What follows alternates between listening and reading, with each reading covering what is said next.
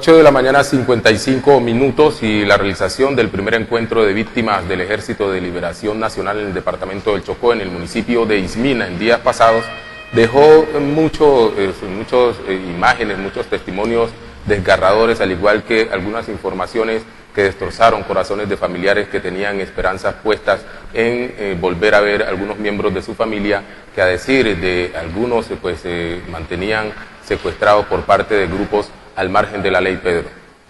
Sí, Juan Gabriel tiene toda la razón. Mire, el evento también sirvió para el reencuentro de personas que habían sufrido el flagelo del secuestro por más de 15 años, ya habían vivido esta experiencia, volvieron a reencontrarse, a hablar del tema, y la verdad que el esfuerzo que hizo la Fundación Chocó Vive con Amor, Trazo Paz,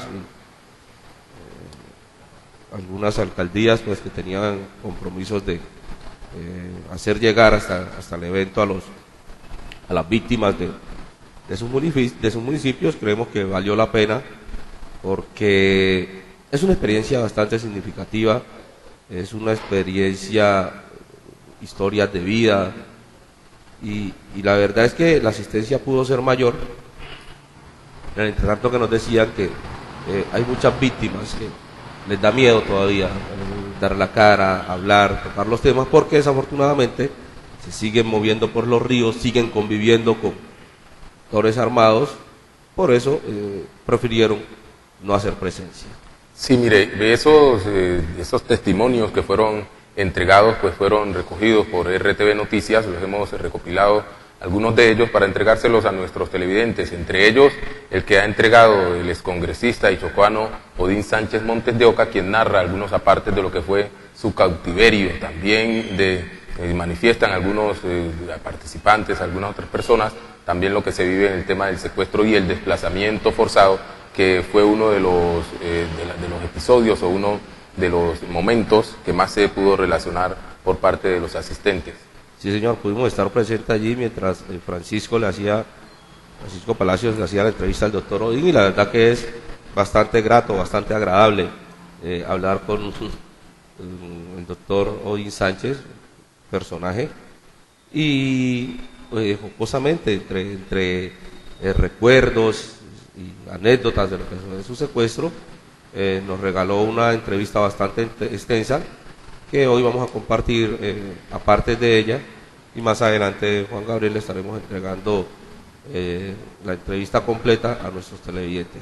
Escuchemos entonces, aparte de lo que ha dicho el doctor Odín Sánchez Montes de Oca, secuestrado por el ELN, lo que ha dado a conocer en medio de este gran encuentro de víctimas de esa guerrilla, pero también lo que han manifestado otras víctimas. Doctor Odín, con los buenos días, para hacer un poco de recorderis, ¿cómo se entera, en qué momento se entera usted que su hermano, Patrocinio Sánchez Montes de Oca, se encuentra secuestrado? Pues en la noche del 25 de agosto del 2013, a eso de las 10, 11 de la noche, cuando la familia hace una revisión de los sitios donde él podía estar, una persona que casi no sale de su casa, que es de la finca a atender la gente en su casa. Era un día domingo, y entonces al ver que no llegaba, la familia se alertó, prendió las alarmas y empezó la búsqueda de él. Ese mismo día nos enteramos que había desaparecido. ¿Cuánto tiempo después reciben ustedes las primeras comunicaciones en las cuales les dicen, bueno, X grupo lo tiene? Mire, el secuestro es tan tortuoso, tan horrible, que nosotros duramos aproximadamente 2 años, 2 meses en la incertidumbre, porque una persona decía, lo vimos en tal parte, otras nos dijeron que lo habían visto en otra parte, en fin, entonces solo 2 años, 2 meses después recibimos una nota, una llamada inicialmente de alguien que nos dijo que tenía una nota de unas personas que decían tener a Patrocinio. Esa persona nos puso una cita. Doctor Odín, con los buenos días. En la noche del 25 de agosto del 2013, a eso de las 10, 11 de la noche, cuando la familia hace una revisión de los sitios donde él pudiera estar, una persona que casi no sale de su casa, que es de la finca a atender la gente en su casa. Era un día domingo y entonces al ver que no llegaba, la familia se alertó, prendió las alarmas y empezó la búsqueda de él. Ese mismo día nos enteramos que había desaparecido. ¿Cuánto tiempo después reciben ustedes las primeras comunicaciones en las cuales les dicen, bueno, X grupo lo tiene? Mire, el secuestro es tan tortuoso, tan horrible, que nosotros duramos aproximadamente 2 años, 2 meses en la incertidumbre, porque una persona decía, lo vimos en tal parte, otras nos dijeron que lo habían visto en otra parte, en fin, entonces solo 2 años, 2 meses después recibimos una nota, una llamada inicialmente de alguien que nos dijo que tenía una nota de unas personas que decían tener a Patrocinio. Esa persona nos puso una cita en Ismina, miramos la nota y efectivamente era una misiva de puño y letra de Patrocinio. Y ese día empezamos a comprender que era el Ejército de Liberación Nacional que lo tenía. Fueron 2 años, 2 meses aproximadamente, como lo manifiesta usted, en los cuales no tuvieron ninguna certeza de quién lo tenía en ese momento. ¿Cómo y a qué se aferró la familia, sobre todo al tema de la esperanza para poder encontrar a su hermano? Pues era una familia, primero, muy unida y soportamos todo 2 años, 2 meses de espera, unidos. Yo pienso que además de eso hay una enseñanza desde el hogar, desde la familia, que nos dio fortaleza y mucho optimismo, mucha fe en la espera, demasiada fe. Eso nos llevó a soportar toda esa angustioso proceso de espera y la verdad es que si no hubiese sido por esas enseñanzas de los viejos, de ser positivo, de la fraternidad, del amor, de la unidad, de la solidaridad, no hubiésemos soportado esa larga espera. Después de esa primera comunicación con su hermano a través de una carta en la cual él les manifiesta cosas que entiendo son del carácter personal y familiar, ¿cómo empiezan ustedes a buscarlo, a poder contactarse con quienes lo tienen para conocer cuáles son las exigencias y realmente qué es lo que buscan y pretenden ellos con el secuestro de su hermano? Mire, aquí el gobierno había abandonado a Patrocinio a su propia suerte. Aquí, más allá de una recompensa que ofrecieron de 50 millones, casi que inédita, porque eso no lo escuchó absolutamente nadie, muy pocas personas. Aquí teníamos que familiarmente hacer lo que fuera posible por el rescate de Patrocinio.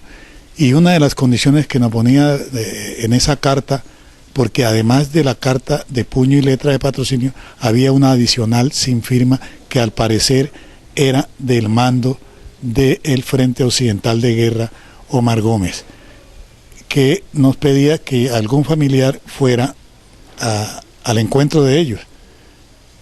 ¿Quién más que yo, como único varón? Somos 2 varones, el resto son 13 mujeres, de ir al encuentro de los mandos del Ejército de Liberación Nacional, quienes nos habían enviado la nota de que querían tener un contacto directo con la familia de Patrocinio. Y yo estuve en 2 ocasiones tratando de mirar esta situación, de buscar rebaja, de contarle la historia real de la familia, porque ellos asumían porque Patrocinio había tenido la oportunidad de estar en la alcaldía y la gobernación del departamento del Chocó.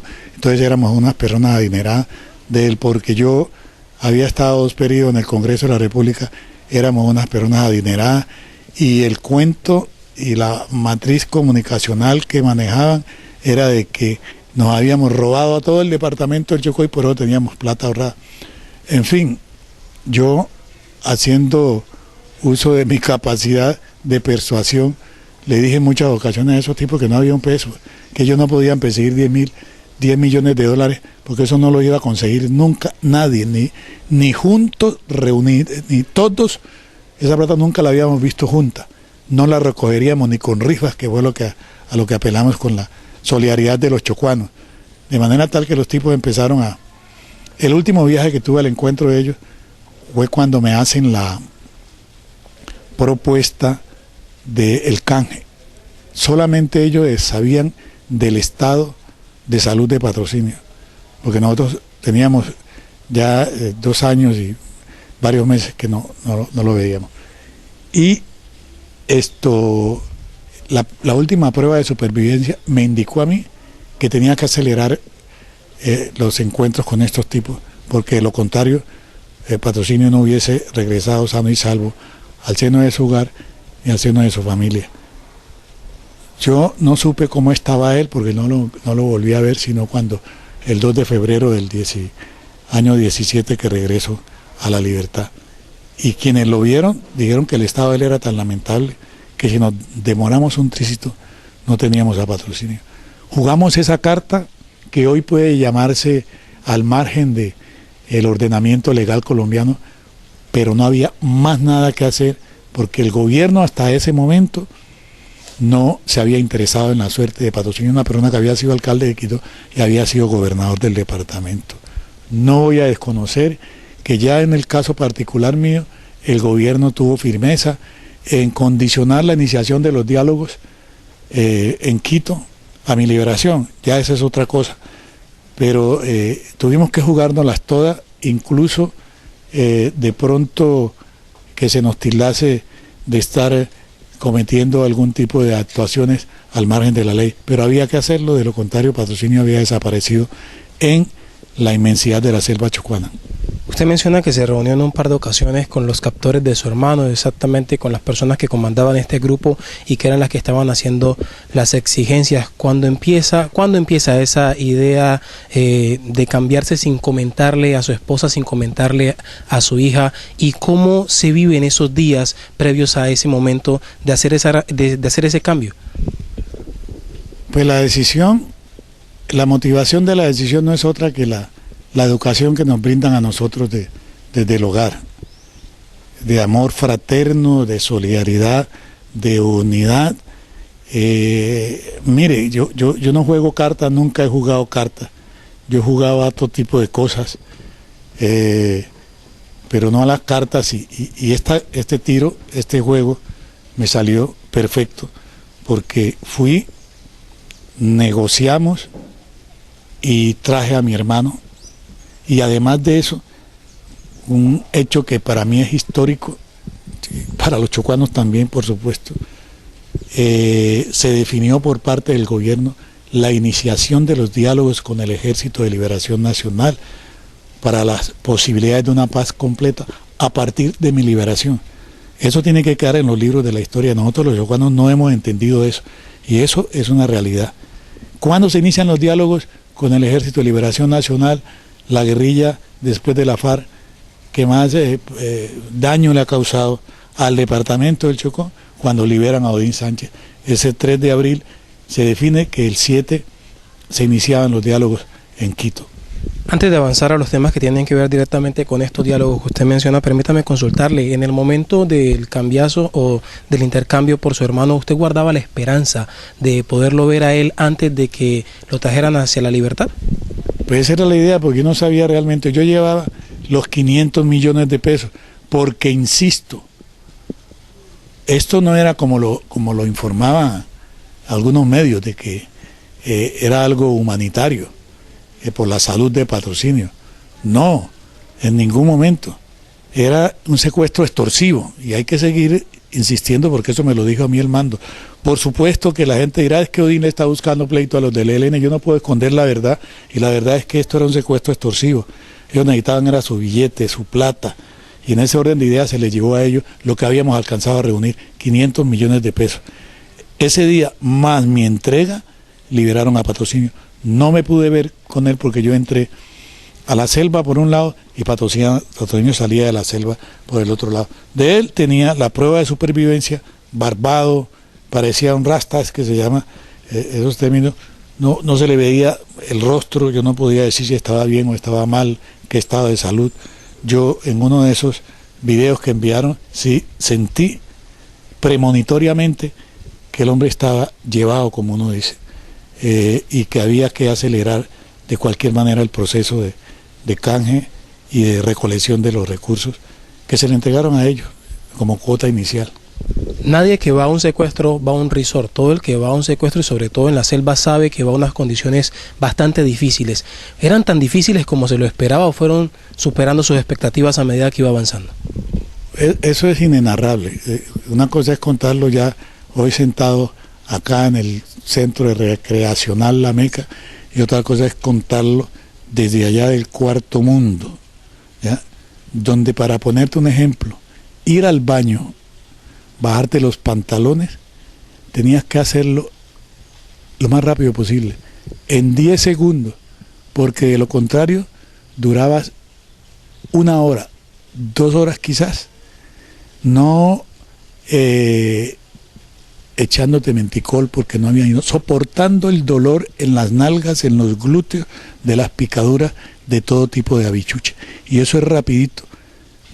Impresionante cuando abres el hueco y estás en cuclilla o ñangotado, como uno dice, y llega de una vez el cucarrón azul y al hueco antes de... ¿Tú te imaginas el susto? Cómo se te devuelve todo lo que viene o lo que vas a depositar en ese hueco.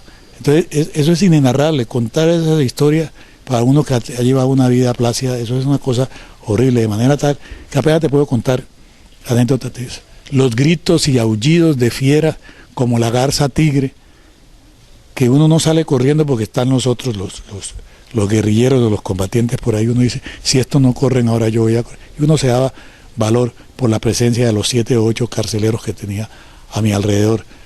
Pero la verdad es que es impresionante cómo se vive en esos recónditos lugares de la selva chocuana. Hay muchas experiencias que no las voy a seguir contando ni a Pedro ni a ti, porque eso va a ser parte del libro que aspiramos a escribir, uno novelado, que es la historia de una guerrillera a Venezuela, que la violan y con el conflicto venezolano regresa y se vincula a la guerrilla. No se vinculó porque la reclutaron, sino que voluntariamente no tenía más nada que hacer. El papá la había violado, no quería verse con la mamá, el papá se había muerto, como dicen por allí, de pena moral o de cosa hecha, brujería o qué sé yo, y eso. Y ya otra que es la historia de mi secuestro y una propuesta desde el cuarto mundo hacia la comunidad nacional e internacional respecto de lo que debe ser el Chocó en el posconflicto.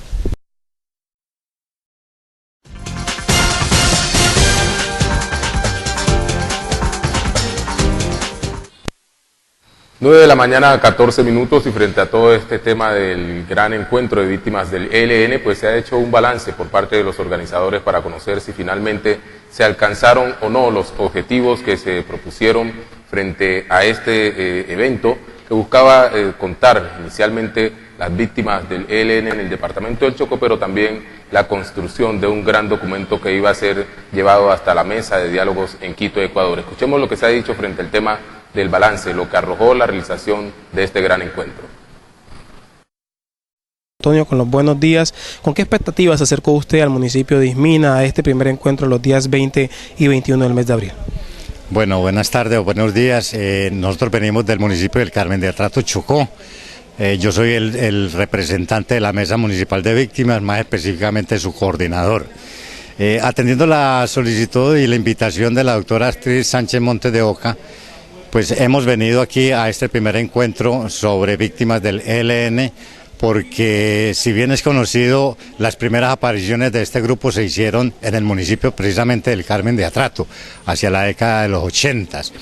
Allí se radicaron en una vereda que se llama Guaduas, en donde empezó la victimización de todo el municipio del Carmen de Atrato como tal, empezando por la desaparición de algunos elementos o algunas personas mejor de varias de las regiones, de las veredas del municipio, y adicionalmente la extorsión a comerciantes, el secuestro de los mismos, y aprovechando que allí se encuentra una de las minas de cobre con mayor explotación a nivel nacional, y que para el momento de los hechos estaba haciendo una inversión de $10 millones en la adecuación de esta mina por parte de los japoneses, pues los integrantes del ELN aprovecharon esta situación para extorsionar a esta gente de la mina. Y es tal el caso que fue tanta la presión ejercida por este grupo que los japoneses que estaban allí recién llegados tuvieron que emigrar nuevamente a su territorio y dejar prácticamente botada unos dólares que habían invertido allí. Nosotros entonces, atendiendo, como le decía, esta solicitud de la doctora Astrid, venimos a plantear primero la problemática que se presenta en nuestro municipio, y en segundo lugar, que en conjunto con todos los demás municipios del Chocó formemos un bloque que nos hagamos sentir, y ahorita que se inician los diálogos en Quito podamos nosotros hacer presencia y postular nuestras inquietudes ante la mesa de negociaciones y poder así lograr el objetivo propuesto en este primer encuentro, que es que el ELN, primero que todo, nos respete el derecho a la vida, nos respete el derecho al libre tránsito, nos respete la condición de campesinos, y que estamos en la tierra no porque queremos estar allí, sino porque sabemos que de nosotros también dependen las demás comunidades aledañas. También necesitamos que el ELN se pronuncie en cuanto a las desapariciones que han sucedido allí en el Carmen de Atrato y en todo el Chocó, para que así las familias que en este momento no saben de sus familiares que se encuentran desaparecidos, sepan por lo menos en dónde se encuentran sus restos y puedan darle un entierro digno y oportuno a esta gente desaparecida. El municipio del Carmen de Atrato es pionero en cuanto al tema del trabajo por la paz. Ustedes desarrollaron lo que se llamaron tierras de paz, en donde se estuvieron desarrollando cultivos especialmente del café. ¿Cómo transportar esta experiencia a otras partes del departamento del Chocó? Pues precisamente estos encuentros son válidos porque se ven las experiencias de otras regiones. Nosotros, como una región con experiencia en algunos hechos de paz, pues hemos estado a la vanguardia en el Chocó en cuanto a tratar de sacar estos programas adelante. Afortunadamente hemos contado con la administración municipal y con algunos entes del gobierno que nos han permitido poder sacar adelante estos programas, estas iniciativas. Nosotros, por esa misma experiencia como tal, pues hemos estado en esta reunión tratando de aplicar algunas de las experiencias que allí tenemos, y las hemos consignado en un documento que por vía de correo electrónico le hemos depositado a la doctora Astrid Sánchez Montes de Oca con algunas de las proposiciones que nosotros tenemos para los diálogos de la mesa. Entre ellos precisamente está esta formulación de un acuerdo en el que se den algunos macroproyectos para las víctimas, y sobre todo para esta área del Chocó en donde hemos sido cruelmente afectados por esta aparición de estos grupos. Nosotros esas experiencias las tenemos siempre al orden de la mano y a la orden de las comunidades que así lo quieran, para conformar un grupo más numeroso y podamos nosotros así hacernos respetar en nuestro derecho como ciudadanos y en nuestro derecho al trabajo, y podamos sacar adelante nuestra población, que todos sabemos pues tenemos una pobreza muy absoluta en todo el Chocó, y queremos que por medio de estos programas, aprovechando pues estas situaciones de paz que vienen dando, podamos sacarla adelante. Entre ellas está, por ejemplo, programas turísticos, que el Chocó debía ser uno de los baluartes en Colombia de esos programas turísticos, dada la naturaleza que tenemos. Doctor Camilo, ¿con qué llegó usted, con qué expectativa llegó usted a este evento? Bueno, la verdad es que yo quedé muy contento con la invitación que me hizo Astrid Sánchez y un grupo de personas para la asistencia a esto. Pues tan contento estaba que diéramos un paso adelante, que de mi propio peculio pues sufragué mis gastos para venir a contribuir con mi nivel experiencial, a ver cómo ayudaba dentro de ese proceso. Entonces, para mí ha sido bastante grato. Yo traía todo el mundo abierto de expectativas, y para mí ha sido grato viendo que el encuentro superó mis expectativas de todo, y tengo una gran ilusión que podamos contribuir a que nuestro territorio sea un territorio como antes, que era un oasis de paz.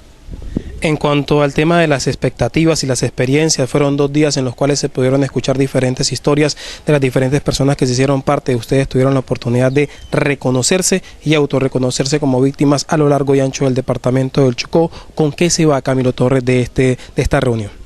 Me voy con una gran esperanza y expectativa y un deseo tremendo de contribuir a que todas las expectativas, no solamente de las víctimas, porque acá solamente es una muestra de toda la atrocidad que hemos vivido en el departamento del Chocó, como decían ahí en el encuentro, es que víctimas somos todos, no solamente los que sufrimos en carne propia el flagelo del secuestro.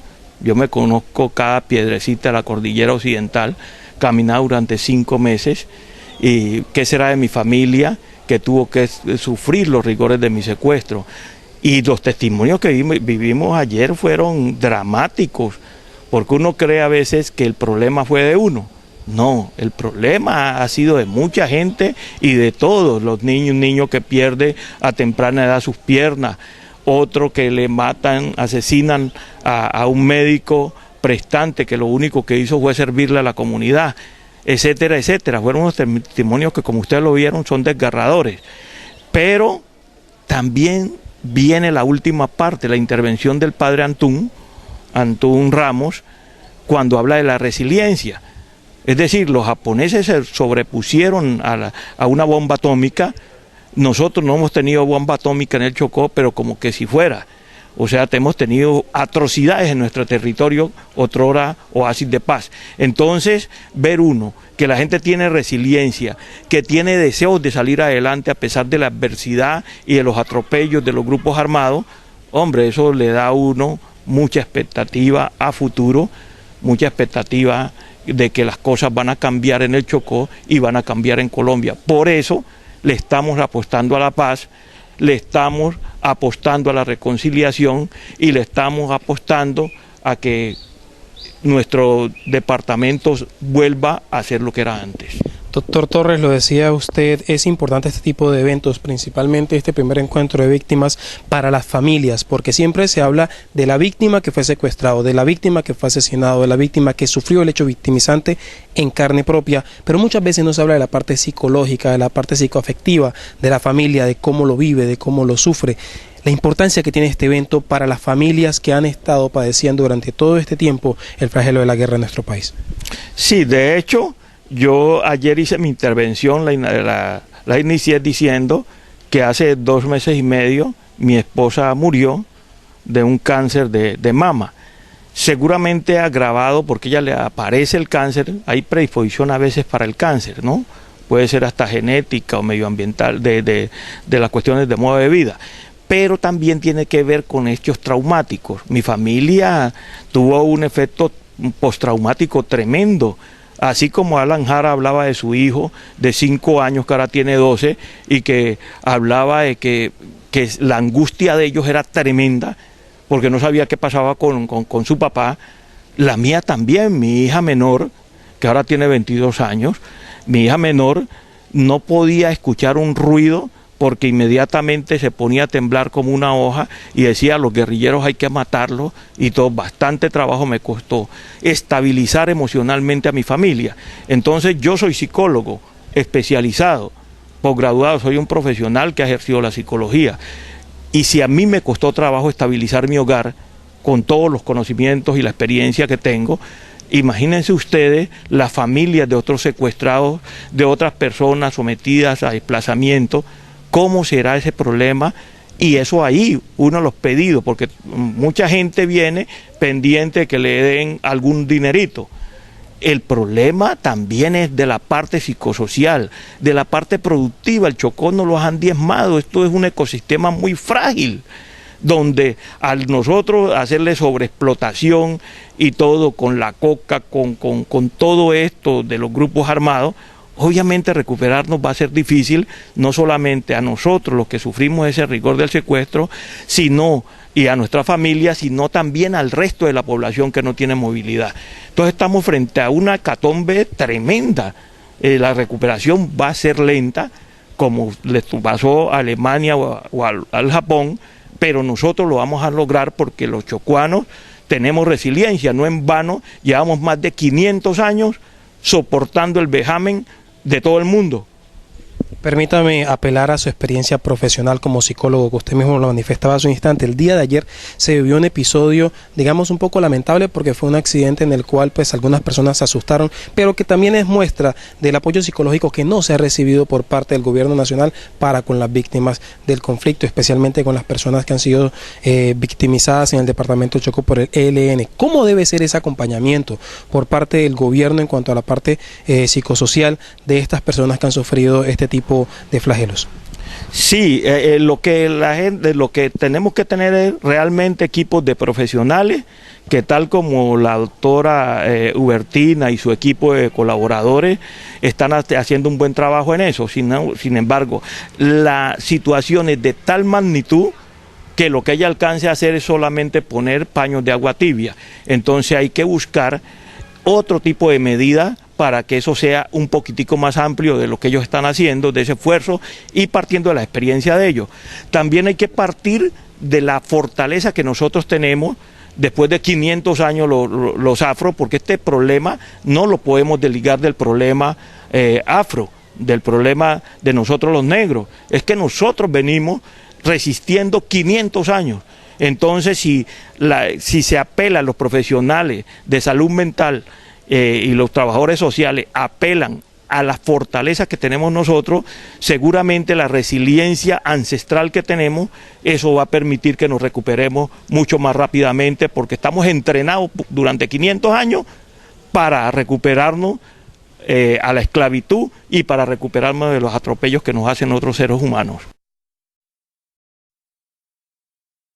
Rodrigo, ustedes, las víctimas, las personas que lastimosamente han tenido que padecer los flagelos de la guerra en carne propia, ¿con qué expectativas se acercaron al municipio de Ismina para no solamente dar a conocer su historia, sino también conocer la de sus coterráneos que han padecido por situaciones similares, iguales o peores que las de ustedes?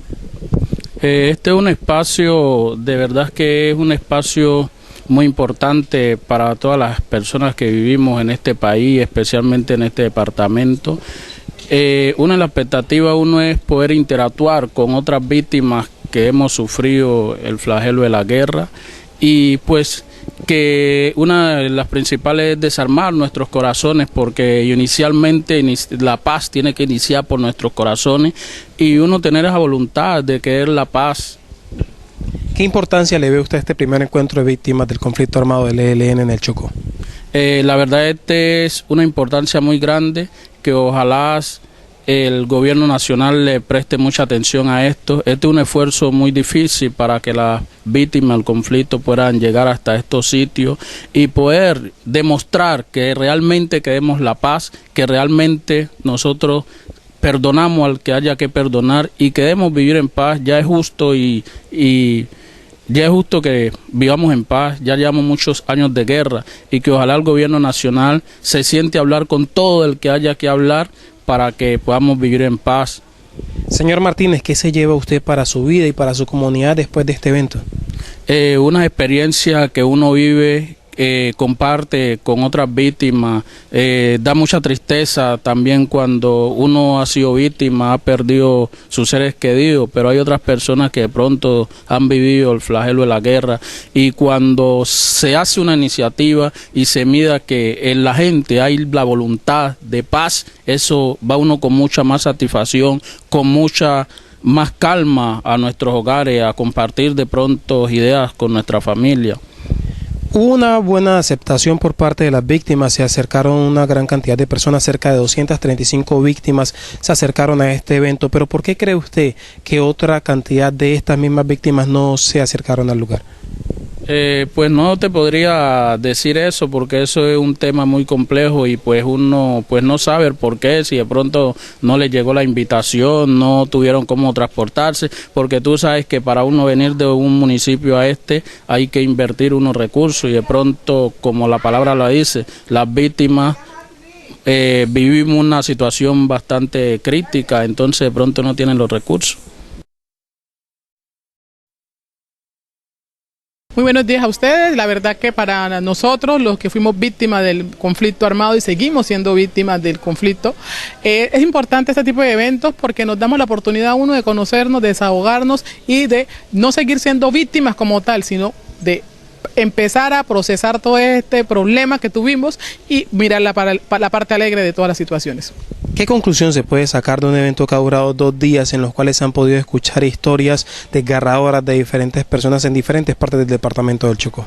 Lo primero que todo es que hay que perdonar. ¿Sí? Hay que liberar esa preocupación de estar a toda hora haciéndose uno víctima y empezar a trabajar para mejorar la calidad de vida de cada una de esas personas que en un momento determinado sufrieron el flagelo de la violencia. Fueron diferentes las historias que se escucharon, pero si le pidiera que por favor me recordara una, la que tal vez más la marcó a usted, de las que escuchó de sus compañeros también víctimas, ¿cuál sería? Primero que todo, una historia que creo que no me marcó únicamente a mí, sino a muchos y todos los ciudadanos del departamento del Chocó y de Colombia, escuchar a viva voz que la esperanza de encontrar al médico Edgar Torres Prestán era ya infructuosa, porque ya se reconoció que fue asesinado en el momento de su cautiverio.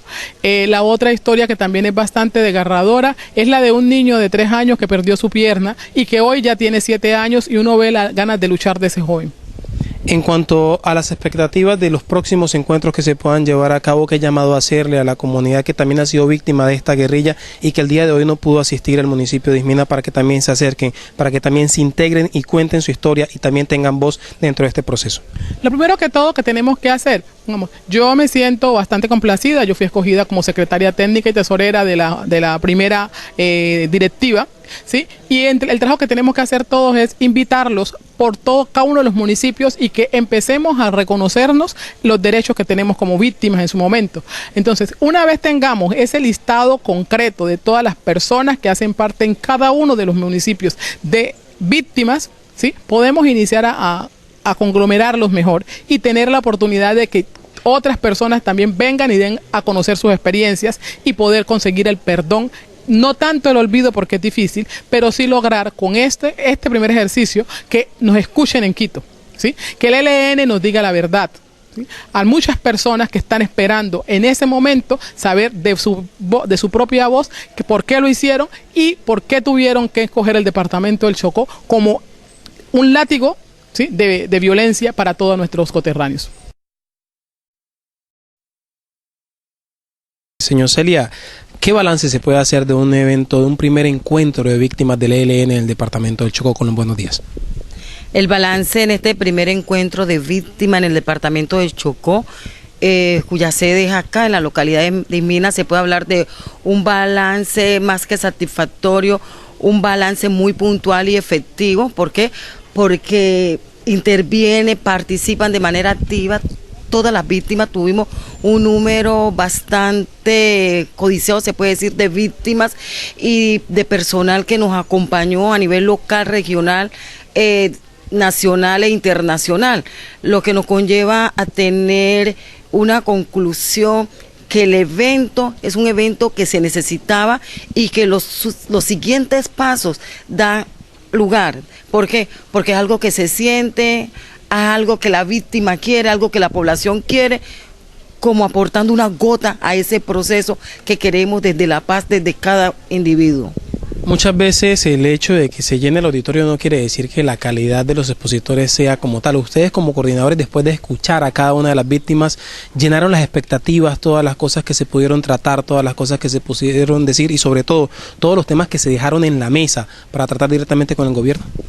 Sí, el mismo nombre lo dice, primer encuentro de víctimas. El objetivo principal fue escuchar a la víctima, que la víctima se sintiera, ¿cierto? Que la víctima pudieran extraer esos momentos y que lo hicieran vivir allí a esos expositores que tuvimos de talla nacional, internacional y por qué no departamental, y fueron las víctimas, la protagonista de este primer encuentro, fueron las víctimas las que les van a decir y ya le están diciendo al Estado y le están diciendo a los grupos al margen de la ley, por favor, ya, paren ya, basta, y lo dijeron más de una, con lágrimas en los ojos, con el corazón destrozado. Si tuviéramos que mencionar 3 momentos puntuales del evento que hayan marcado el orden del mismo, ¿cuáles serían? 3 momentos principales: la manera como cada una de las víctimas extraen no solamente de sus pensamientos, sino de su alma. Esas son situaciones muy psicológicas en las cuales ellas están inmersas y siguen viviendo esas situaciones muy críticas que no las deja retomar ese proyecto de vida. Tenemos víctimas en estos momentos que aunque caminen, respiren paulatinamente, están falleciendo, se están muriendo en vida por las situaciones que han vivido de manera directa e indirecta. Tenemos el caso de la madre del médico Prestán. Esa señora la vemos como que se mueve, es una señora que ya no quiere vivir, no quiere existir, por lo tanto su parte salud mental está afectada. Entonces una parte relevante en este encuentro fue la manera como llegaron las víctimas, como hicieron una catarsis, como sacaron todo, expusieron y sobre todo dieron a entender, tenemos esperanza, consigo mismo tenemos esperanza, entre nosotros chocuanos tenemos esperanza, entre la directiva tenemos esperanza, en el Estado tenemos esperanza, en los diferentes grupos al margen de la ley. En cuanto al tema de las familias, ¿cómo se van a empezar a integrar a las familias de las víctimas que lo vivieron en carne propia, pero que también estas familias lo han vivido de forma psicológica? En cuanto a la familia, una vez esté establecido todo el procedimiento a través de las mismas organizaciones sociales, las cuales fueron autoras para que se les celebrara este primer evento, y otras instituciones a nivel nacional. Por eso ustedes se darán cuenta que intervino la coordinadora del PACIBI, intervinieron de diferentes organizaciones a nivel nacional para que se le pueda programar a la víctima, no solamente la víctima, porque cuando, por decir algo, Pedro es víctima, también es su familia, no solamente Pedro. Todo sufre el mismo impacto. Entonces, en ese sentido, se van a ir incorporando, se van a ir programando para que ella se le pueda restablecer sus derechos, apuntando que uno de los derechos es la salud mental, porque de nada nos sirve que esa víctima, hay situaciones que lo conlleva a una necesidad de satisfacerla, puede ser lo económico, pero en la salud mental estamos quedados. Y esas víctimas que fueron afectadas desde la masacre de Bojayá y sucesivamente, antes y después, paulatinamente, la salud mental está en una situación crítica. Nuestro departamento ha sido víctima de este flagelo de la guerra por diferentes grupos armados. En este caso hablamos del capítulo del ELN a lo largo y ancho de nuestro departamento, y se han establecido mesas de concertación en cada una de estas subregiones del departamento para poder escuchar a las víctimas y poder luego concertar y llevar a lo que es la mesa en Quito. ¿Para cuándo se estaría presupuestando recolectar estas informaciones de las diferentes subregiones para hacer un consolidado, establecer directamente ya el documento final y poderlo llevar hacia las negociaciones en Quito? Se tiene un plazo amplio desde ya hasta 3 meses, pero se espera que en menos de 45 días ya esté el documento final y ya se esté dando los pasos para subirse al nivel nacional, para que ese documento pueda ser llegado de manera muy estructurado en Ecuador, Quito. En cuanto a la participación de las víctimas que lastimosamente por X o por Y razón no pudieron hacerse presentes en el municipio de Ismina durante el 20 y 21 del mes de abril, ¿cómo va a ser la participación y cómo se les va a acercar a ellos los canales de comunicación para que ellos también hagan parte de este proceso y sobre todo se pueda fortalecer el mismo? A partir de la junta directiva a la cual se le tomó el juramento hoy, antes de terminar el encuentro, esa junta directiva va a articular los procesos con los diferentes municipios, las diferentes alcaldías que por ende tienen unos enlaces de víctimas, y por qué no con las mismas organizaciones de víctimas que existen en cada una de las jurisdicciones, apoyándonos aún en recursos humanos muy efectivos que son los personeros, las personeras. En ese sentido, las víctimas más que involucrarse van a estar comprometidas y van a estar de manera permanente, activamente participando, y ella buscando cómo restablecerle esos derechos. Ellos van a seguir tocando la puerta a través de esa junta directiva. Permítame consultarle sobre una de las personalidades que se hizo presente y fue la periodista internacional Salud Hernández. Ella hizo unas afirmaciones que para oídos sordos sería algo muy duro, pero si se analizan desde el punto de vista que los dio a conocer, es un punto de partida muy importante. Ella manifestaba que si las víctimas no le ponen voz a este proceso no le interesa a nadie. ¿Las víctimas le empezaron a poner voz a este proceso?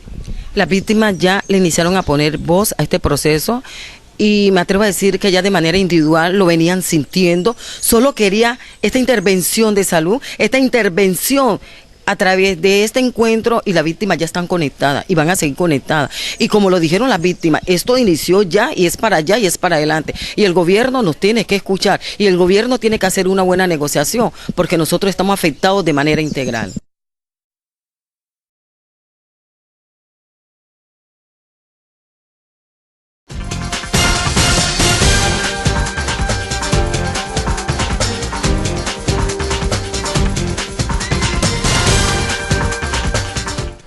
9 de la mañana, 40 minutos, con la información correspondiente a lo que fue la realización de este gran evento de víctimas del ELN en el departamento del Chocó, en el municipio de Ismina. Cerramos nuestra emisión por el día de hoy, no sin antes agradecer a todos quienes nos siguen a través de las diferentes redes sociales, quienes están pendientes de la retransmisión de nuestra señal en diferentes municipios del departamento del Chocó. Mañana a las 7 en punto nos encontraremos nuevamente cuando traeremos temas de interés comunitario. Muchas gracias.